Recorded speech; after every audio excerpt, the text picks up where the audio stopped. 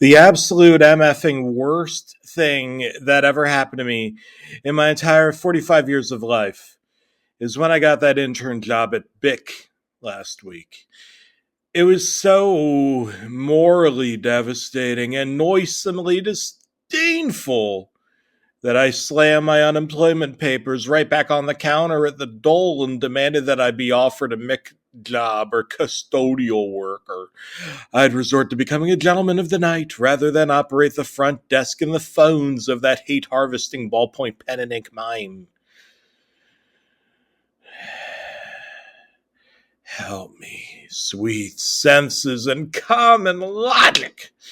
Take me away from the repugnant, rodentious, morbidly malignant ways of Societe BiC SA, American Office. The logo. Look at the logo. I always thought it was weird. Even since I was a small child, I found it frightening. A Frankenstein monster of the stationery world. It's supposed to be a child in schoolboy uniform. A large pen behind its back. And yet,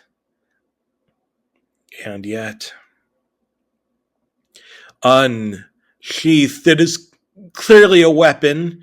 Is he holding it? Is the lack of expression on his face hiding the unrivalable agony of cauterizing a wound? I must know. I had to know. I faked the need for overtime and rummaged through the desk, the filing cabinets, the drawers nearby on all sides and corners of the greeting center office, looking for the note on the BiC boy. BiC boy, if you must. It could not be found on any computer database of the company intranet. It simply had to be that disturbing. Did I know what I was getting myself into? Clearly not. Finally, after much blood, sweat, and tears, not literally, but may as well have been, I have diabetes and I hadn't eaten in a while. I was so preoccupied with solving this mystery. I had found it. A red substance was smeared on the top page of the packet. Was that blood? No, it was ketchup. Or maybe pasta sauce. I licked it. Yes, those were clearly dried tomatoes. I exhaled. A sigh of relief. And one far too soon. For what I discovered inside may very well be the cause of my self-diagnosed PTSD. Oh. I'll know for sure when I see my PCP in a couple of months. That's the National Healthcare System for you. Description. The BiC boy. A head of tungsten carbide. We must inform the press, but in actuality it is gangrene. Marcel BiC's son, but not one of the well-documented 11. Marcel's life in Italy and Spain prior to his family's move in France must remain shrouded. Our company adopts orange as an official color for reasons well beyond Frank Sinatra claiming it is the happiest of hues. But in actuality, because I heard footprints. My heart skipped more beats than an entire childhood of a boy refusing to eat his vegetables. Of course, those are spelled differently, but that does not matter now. I frantically shoved the papers back into the cabinet, whistled Dixie, and unzipped my trousers, pretending in return from taking a leak at a corporate restroom. I'd like to have a word with you. My boss mumbled under his breath, smoking a cigar.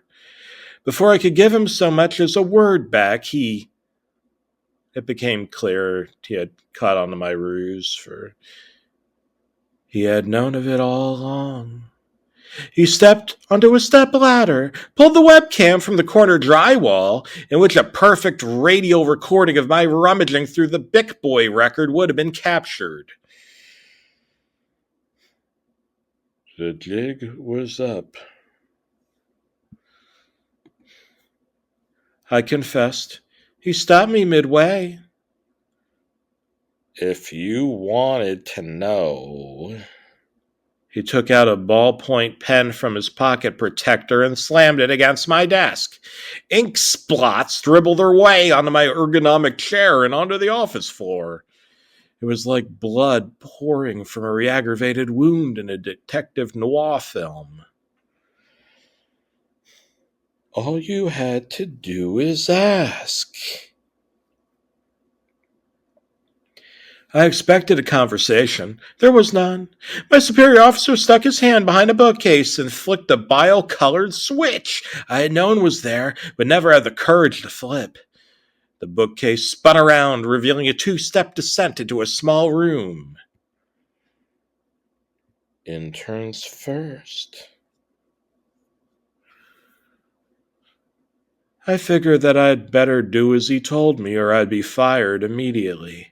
In hindsight, my decision was just the worst. The worst one I possibly could have made. When the bookshelf slammed behind me and I heard his lung-blackened cackling from decades of cigar smoke. Yes, I knew I had made the most tragic decision of all of my life. Within seconds, a smoke filled the air. I let out a scream, but no one else was in the office other than me and the chief.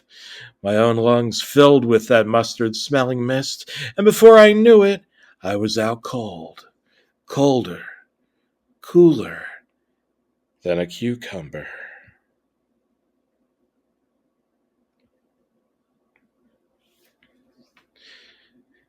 What could be said when I awoke from that fateful slumber? When I first studied my facial visage in the hand mirror handed to me by my former boss, after he picked me up and sat me down in my leather office chair? Gangrene. Good luck finding a new job. It's a secret passed through the generations, you know. He took a puff of his cancer stick. A lifelong punishment for noisy boys.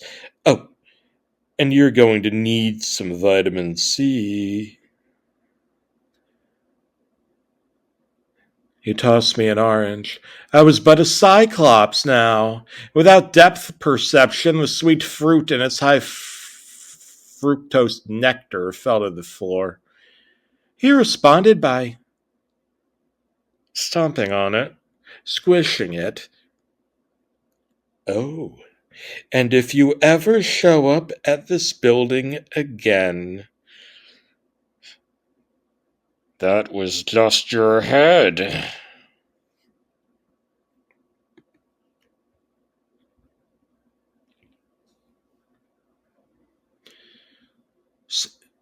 And so, here I am now. A mick job, or cleaning up spills and vomit at the local elementary school, or even hanging out at an Atlantic City street corner half past midnight for reasons would be far superior to what is bound to happen to the remains of my flesh and cranium if I ever showed up at that dreaded office space ever again. I'm still not entirely sure if it's gangrene. It might be something even worse. If I get to see the PCP within the next few years, I'll be sure to let you know. Alas, without health insurance.